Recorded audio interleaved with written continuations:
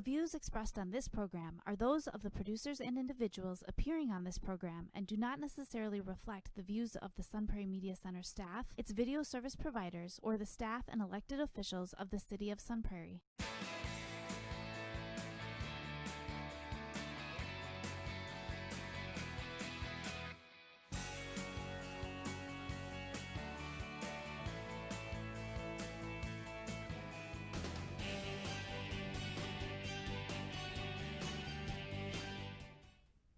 Hello and welcome to Real Reviews. My name is Jameson Rabbit, and the man seated next to me is the only man who knows what purple butter is. His name is Mike Roth. It's what's in HBO Max. Okay. Yeah. There is a lot of debate if it could be portly ballerinas. Sure, I like that. Or polka band. Ooh. I butter. took it apart in my science lab, which is very expensive. and Broke you down cannot see to it. its core elements. Broke down, and it's purple butter. Nice. So there you go. Next time you have a PB Max. I don't even know if they still make that. I don't know, There's but a lot of candy bars from the 80s that just don't exist anymore. probably doesn't. Yeah, you're not tuning into Mr. Wizard. You're just getting a little piece of it today. But what you are tuning into is the reviews of this week's movies, and I'm going to get us started with my first review. It is a film that just came out today as we're recording on HBO Max. Holy Yeah, cow, this you is are good. Hot off the presses, kids. So this film is called An American Pickle from director Brandon Trost. This stars Seth Rogen and Seth Rogen. I'll explain. Seth Rogen stars as a man named Herschel Greenbaum. He and his wife, Sarah, played by Sarah Snook, they live in this little Eastern European town, flat broke, dreaming of big things. Big things like tasting seltzer water for the first time, or affording a gravestone before they die. These are the big dreams of these folks. So they make for America in 1919, where Herschel gets a job clubbing rats in a pickle factory in Brooklyn. As a result of an accident in the pickle factory, he falls into a pickle vat. You see it happening as I'm speaking. He turns into the Joker. Which is sealed in this now defunct pickle factory for 100 years. He is discovered in the pickle vat, and scientists quickly explain that the pickling kept him alive and completely preserved in perfect hibernation without aging. One of the funny parts of the movie is them kind of quickly moving past the explanation of how he survived. It's kind of clever how they do it. Like, we're not going to get bogged down and try to explain this. Luckily, he has a great grandson living in Brooklyn. His name is Ben, also played by Seth Rogen, as you see there. Brooklyn looks very different than the factory district it was 100 years ago, right? And this becomes kind of a fish out of water comedy of a man from the past and from the old country versus today's modern hipsters in Brooklyn. And it also becomes a bit of a buddy comedy with Seth Rogen playing both roles. And Ben, the great-grandson, is focused on creating an app to create his fortune.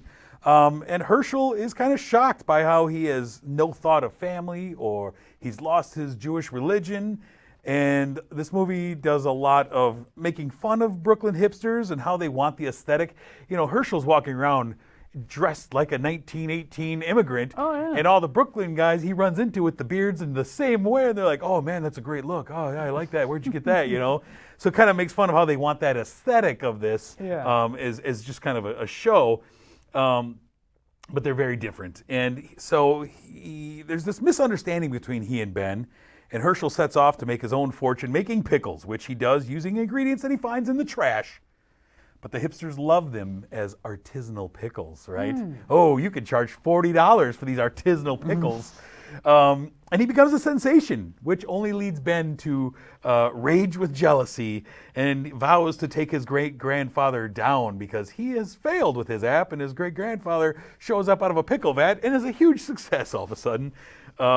Herschel, of course, doesn't understand PC culture of 2020. So when he says things without a filter, the fickle pickle crowd turns on him, and cancel culture comes into play, and they run him out of town on a rail. There's no sympathy that is a 100-year-old person? No. There's no sympathy for anyone. He loses that celebrity real quick. That novelty of the 100-year-old guy wears off real quick, and as soon as he says something that they don't like, you gotta go. You don't exist to us. And what it really he tries to teach Ben through this movie, like the value of how important family is and how we forget that as we get wrapped up in everything. And even Herschel succumbs to this as he gains some success. He forgets about family. And there's a sweetness in this movie. It's funny. Now it does fall into a lot of the familiar traps of like a Borat, these fish out of water stories that you've seen 100 times, and the buddy comedy kind of nature of the two of them together. Is it a lot of Seth Rogen type humor that No, I've it's already actually seen? it's not. It's much more dramedy than comedy. Much more. Well, his comedy I don't really fancy, and Yeah. it's usually very basic, lowbrow. And Right, I was right. wondering, This doesn't really fall into that trap that much. There's a couple of moments there, but this is much more the drama side. The comedy is in there, but that's secondary to the drama and kind of the lessons they're trying to teach. There's kind of a lot in here. They're kind of taking on cancel culture, racism, religion, and how we can embrace each other, even family, even if we have differences, even if we disagree about religion or culture, you don't have to just erase people from your life because of that. It's an interesting film. I thought it was going to be much more like a goofball. Yeah. Because we've seen Seth Rogen in other movies with food in a title. They were not good.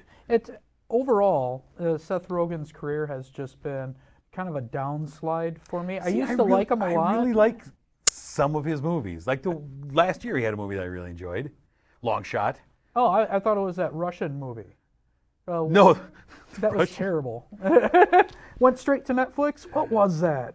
I don't know. No, was it North Korea? Oh, That's that what was it like 5 years ago. Was it? Yes. God, it's so know, bad. It feels like yesterday. So close. So American Pickle, as I said, just debuted on HBO Max as we are recording this show. I enjoyed it. There was nothing like groundbreaking about it. It's based off a short story from the director. I enjoyed it enough. Seth Rogen was good in this, and I give it 3 out of 5 stars.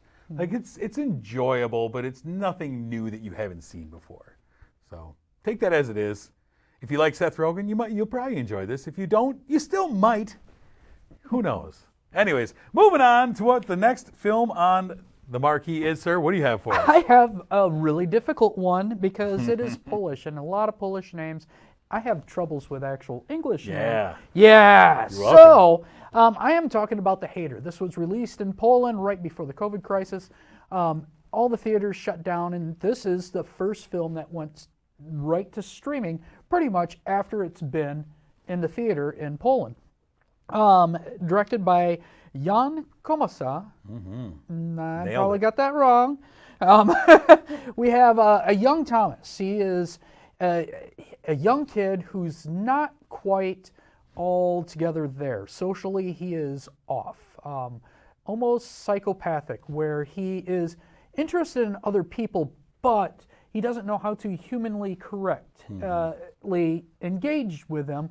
So what he does is he spies on them and he tries to get the upper edge so that he could have conversations, which is awkward because he is saying things that no one should know because he is bugging them.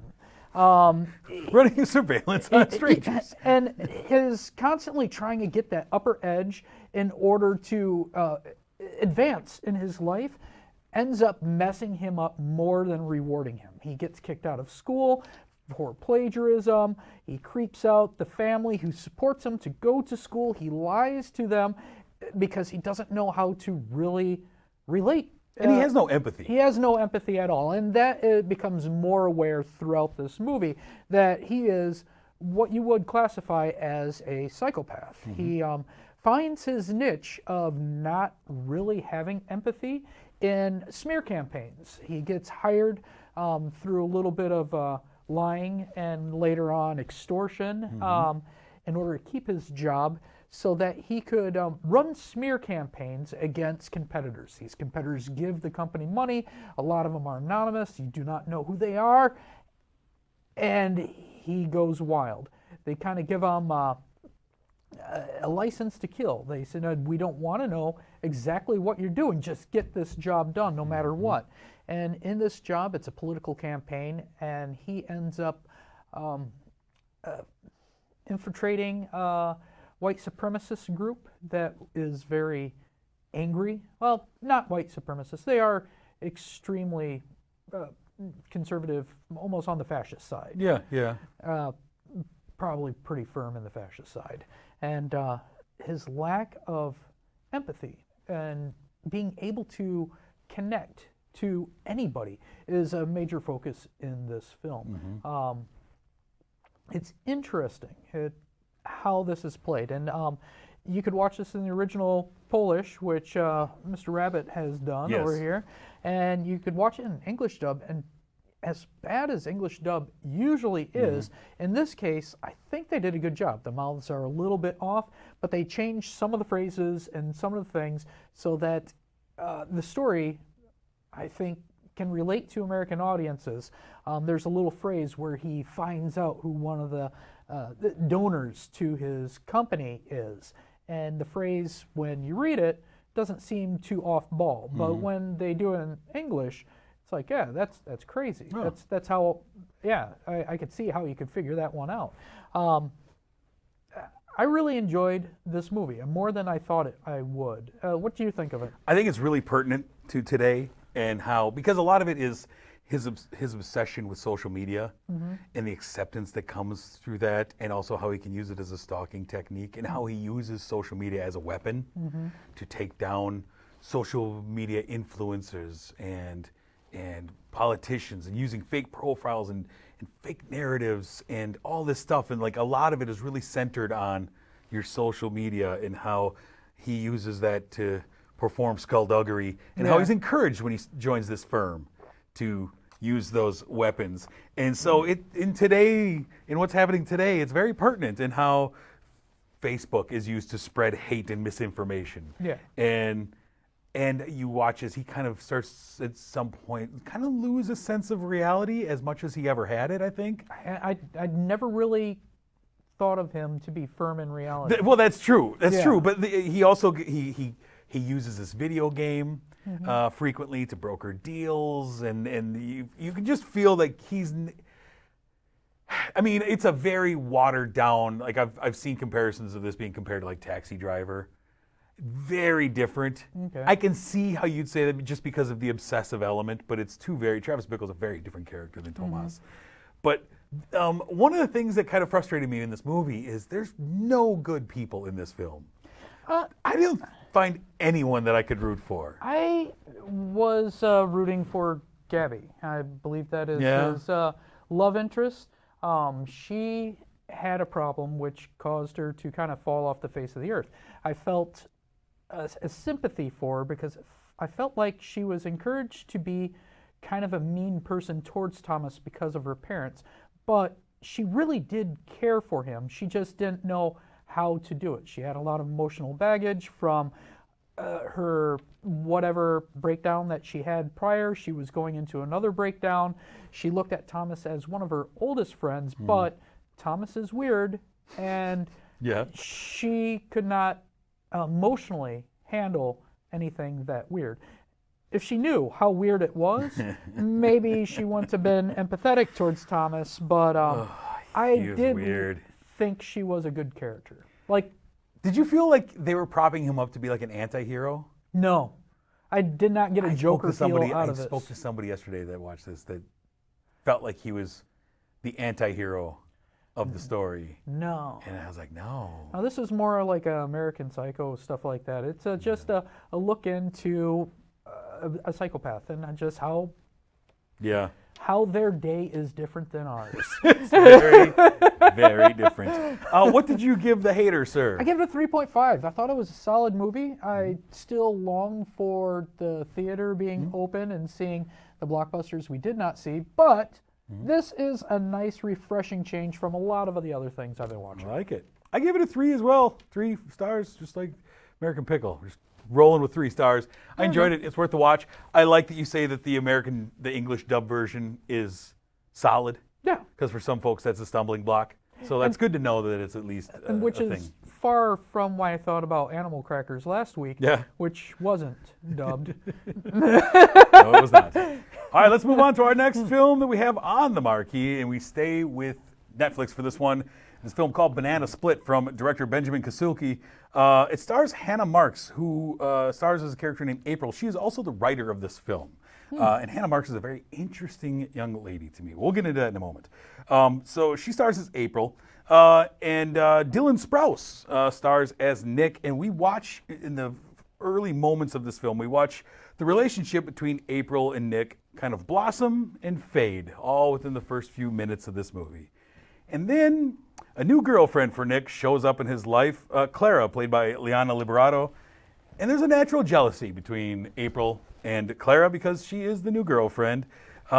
This movie then pretty much takes place in the summer between high school graduation and leaving for college. Always a tumultuous time. I know this. I have a child going through it right now. And we watch another relationship blossom and fall apart, only this time it's not what you'd expect. Before meeting the new girlfriend, Clara, April expects the worst of her, hating her really without context, right? Just because she's with my ex-boyfriend. But after getting to know her at a party, they find that they have a lot in common, and they make a pact not to let Nick know that his girlfriend and ex-girlfriend have become besties. And this puts others in an awkward position, specifically Ben, played by Luke Spencer Roberts, who is the friend who is caught in between all of them. He's like the common friend. Yeah, and Ben is also dealing with his own infatuations as we're going through this. And this movie is kind of like a whirlwind of teenage emotions, twisted infatuations that, to me, felt really real. I really like a female-led coming-of-age story that the women aren't automatically pitted against each other. I feel like that's always the thing. Like, well, if we have a couple of high school girls in here, well, they've obviously got to be enemies all the way through, you know.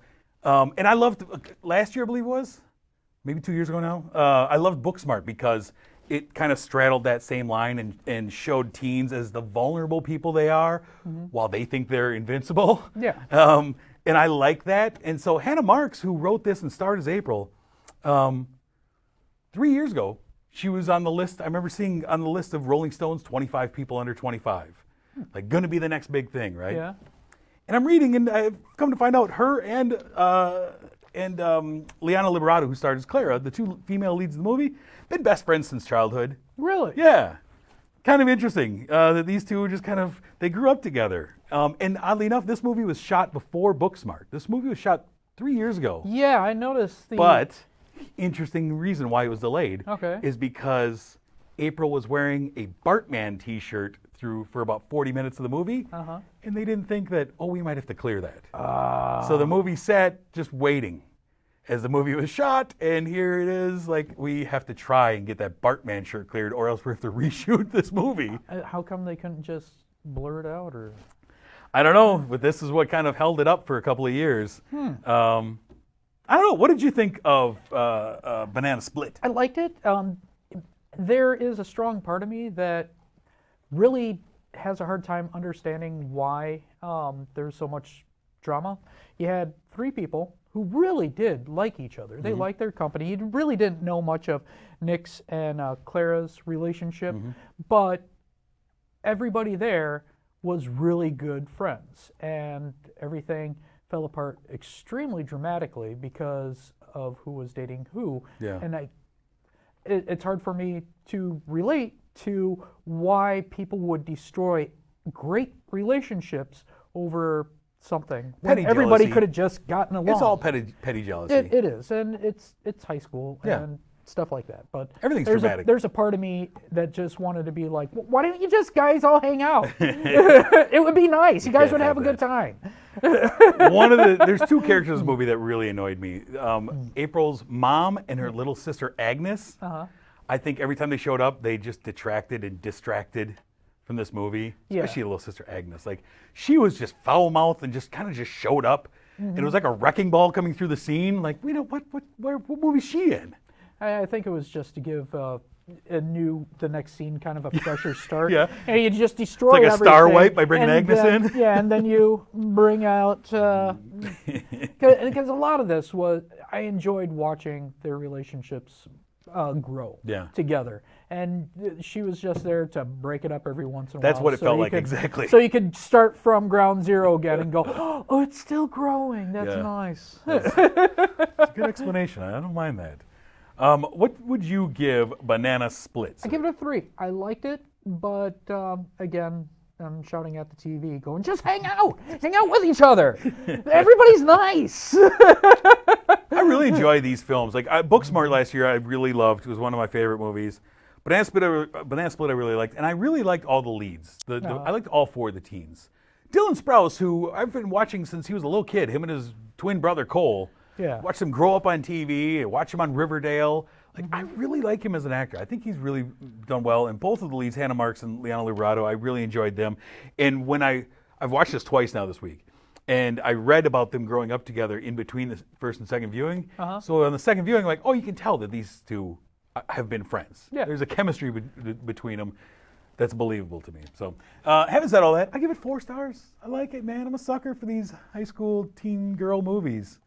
Who knows? Maybe I'll watch The Kissing Booth next week. What'd you give Paper Towns? I was a while Paper ago. Towns I didn't really enjoy. Yeah. I don't like the guy that was in that. Anyways. Moving on to our throwback segment, sir. We are still continuing our Summer of Keanu series. This time we are going back to 2016 for a film called The Bad Batch. I was surprised about this. Yeah? Yeah. Why didn't we see this? Oh, I did. You did? Yes, Did but you it review wasn't. It didn't come to theaters. Oh, no, okay. it was just one that I watched on a streaming service in 2016. But Okay. at the time, we were just reviewing theater films. See, you have Jason Momoa, which right there can bring in a lot of people Sure. just because a But lot of this people are was- infatuated with him. This was 4 years ago. He wasn't as hot as he is now. He was the guy from Game of Thrones. Game of Thrones. And 2 if episodes people- of Game of Thrones. And really hasn't done anything extraordinary except for Aquaman Aquaman's pretty after big. that, but people liked him from Game of Thrones. You have Jim Carrey, who was in hiatus from his career for a while. Unrecognizable in this movie. Well, when he does his facial expressions, you can be like... The first yeah, time I watched this, I knew he was in it, and I didn't know who it was until like 2/3 of the way through the movie. I was like, wait a minute, That's Jim it's the Hermit. And then you have Keanu Reeves, Yes. who everybody loves. He has to be. You have a lot of stars in this movie. Let me and give I've never heard of it. Let me give a quick rundown of what this movie is. All right. It's the Texas wasteland is used as a prison where criminals are kind of tattooed with a number and banished to the desert, where different tribes are formed. One such tribe is a cannibal clan led by Miami man Jason Momoa. They are the first tribe that discovers Arlen, our female hero, played by Suki Waterhouse. She runs into them, and she awakens to find them cutting off an arm and a leg and grilling them up because they're cannibals. Yeah. She escapes, is rescued by this mute desert hermit, played by Jim Carrey, who brings her to the gates of comfort. Find comfort, they say. This is the home of the Dream, played by Keanu Reeves, almost unrecognizable himself. And his followers. Here, the Dream brags about his sewage system and all the comforts that he has in this town. And this is a desert oasis, which is a rave scene, including a massive DJ booth on wheels, shaped like a boombox. And do you know who the DJ was inside that DJ box? No. It was Diego Luna from Rogue One and other things. Yeah, Diego Luna playing the DJ in this box. But as the film kind of follows her as she outfits herself with a leg and a gun and goes out looking for revenge. And as the story unravels, there's a lot of interesting characters in a Mad Max aesthetic. But it's Momoa and Reeves who stand out to me because they're different from the rest of the people. Jason Momoa is living with cannibals, but he's like wearing white linen. Yeah. You know? And Keanu stands out as well, is the Dream. He's very different from everyone else you see. And it's a film that I really enjoy. From the time I saw it in Really? 2016 to now, I've enjoyed it a couple of different times. I wouldn't. This is the first time I've seen it. I would not recommend this. Really? No. Oh, man. This could is like not- in my top 15 that year. Wow.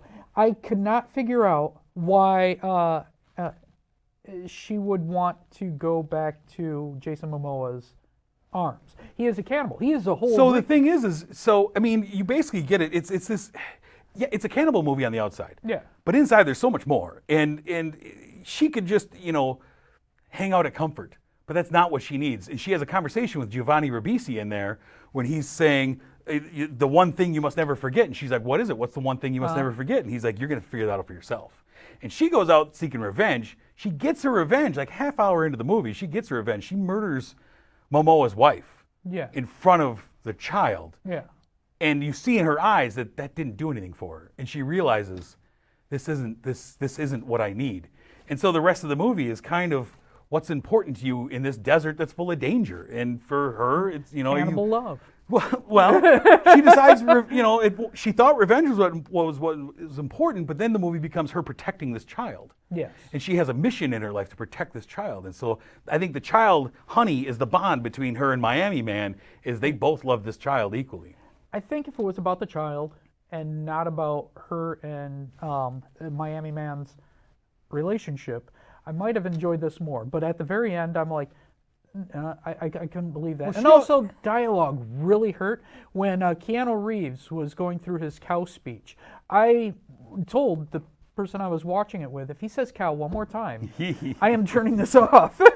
Because it was long, and it was the same sentence over again. Sure. He just changed the words around, so maybe he says cow a little earlier, a cow a little later. I enjoy that a lot. I love this because it's like a David Lynchian film to me. It has elements of that I really enjoy. It wasn't as weird as a David Lynch, but it was weird. Yeah. So, yeah. Yeah. I love it. I enjoy it. No, I'm glad you enjoyed it. This is one, but it's one that I felt that you needed to watch because it's crazy. I was really looking forward to it, and some of the actors I enjoyed seeing. The Screamer. Yeah, Giovanni Ribisi. Yeah, seeing him on screen, he's never been a big role kind of guy, but you see his face, and he's a nice guy. He is. I love him in pretty much everything he does. So, that is The Bad Batch, which is available on Netflix. If you want to check it out, I would say you should. Well, before we go, of course, we have to thank our sponsor. Yep. I can't forget about that. Marcus Theaters here in Sun Prairie. Thank you for sponsoring the program. We always encourage you to have their app and check out what they have going on there. There's always popcorn and such for sale. You can always go and check that out for curbside delivery. Mm-hmm. Next week, sir, coming soon, we have a few movies that are going to be fun. First, we have one on Redbox. It's a Kevin Bacon thriller. That was going to be out in the theaters a long time ago. Right. It went VOD for a while, Yep. and now it's on Redbox. It's called You Should Have Left. Stars Kevin Bacon. Mm-hmm. I'll just drop this in your ear. It was originally Nicolas Cage in this movie, and then I don't know, it was the 73rd movie he was making in the year, and he dropped out. So Kevin Bacon. So watch that thinking about this was supposed to be Nicolas Cage. Okay. It's interesting. Would you say that's a step up or a step down? I think Bacon's a step up, depending on what you're looking for. All I right, watched cool. this movie the other day, and I can't wait for you to watch it. All right. We also have Lucky Day on, I believe, Netflix, which is a film about some bank robbers, some heists going on, double turns, all kinds of the usual stuff. We have Work It, which is a movie that I've completely forgotten what it was all about. It's on Netflix. But it has something to do with work, and Working you should do it. On Amazon Prime, there's a film called 7500 starring Joseph Gordon-Levitt as a airplane pilot of a hijacked airplane. Kind of interesting to me. And next week, we are going to continue on with our Summer of Keanu as we go back to a film where Keanu plays a samurai in 47 Ronin. An interesting little film, a film that I skipped when it was in theaters, but just watched the other day. Pretty sure I have that at home. Do you? Well, I know you have it sitting next to you as we speak. Well, I'm going to have looking 2 at it. copies just in case. All right, fair enough.